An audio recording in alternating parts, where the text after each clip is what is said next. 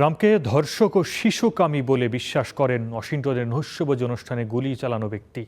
হামলার 10 মিনিট আগে নিজের পরিবারের কাছে পাঠানো এক চিঠিতে 31 বছর বয়সী অ্যালেন জানিয়েছিলেন ট্রাম্প ও তার পুরো মন্ত্রিসভাই হামলার টার্গেট। তবে হামলাকারী অ্যালেনের এই চিঠি নিয়ে প্রশ্ন করতেই ক্ষেপে যান ট্রাম্প।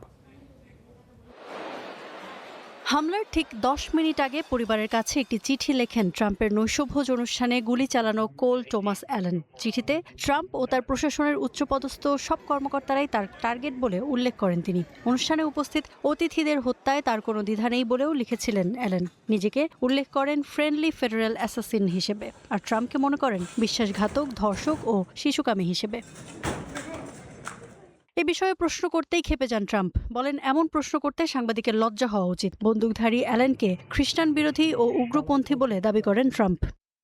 আমি ধর্ষক নই, কাউকে ধর্ষণ করিনি। আমি শিশুকামীও নই। একটা অসুস্থ লোকের ভুলভাল কথা আপনি পড়ে যাচ্ছেন। ও একটা অসুস্থ, সেটা আপনি জানেন, তাও এটা এখানে পড়ছেন। আপনার লজ্জিত হওয়া উচিত। চিঠিতে ওয়াশিংটনের বিলাসবহুল হিলটন হোটেলের নিরাপত্তা ব্যবস্থা নিয়েও ব্যঙ্গ করেন অ্যালেন। বলেন, কোনো ইরানি এজেন্ট মারণাস্ত্র নিয়ে ঢুকলেও ধরতে পারত না হোটেল কর্তৃপক্ষ। পেশায় শিক্ষক অ্যালেনকে বামপন্থী রাজনীতিতে বিশ্বাসী বলে জানিয়েছে তার পরিবার।